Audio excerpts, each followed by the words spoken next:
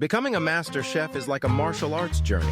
It requires discipline, relentless practice, and a never-ending hunger for improvement. Just as martial artists strive to attain mastery, chefs seek to create culinary magic with each dish. In the world of cooking, every knife stroke is a precise movement, every ingredient a potential weapon. Embrace the spirit of martial arts, and you'll find that the path to becoming a master chef is paved with precision, focus, and the relentless pursuit of culinary perfection. Just as martial artists train their bodies and minds, aspiring master chefs must cultivate their culinary skills and develop a deep understanding of flavors, techniques, and presentation. Only through dedicated practice and a thirst for knowledge can one attain culinary greatness.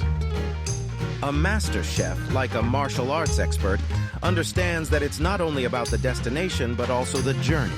Embrace each challenge, learn from each setback, and let the lessons of martial arts guide you towards a mastery of the culinary arts. The path to becoming a master chef is a test of resilience, creativity, and adaptability. Draw inspiration from the philosophy of martial arts, and you'll learn to embrace the heat of the kitchen, turning it into a crucible that forges your skills, hones your instincts, and transforms you into a culinary warrior.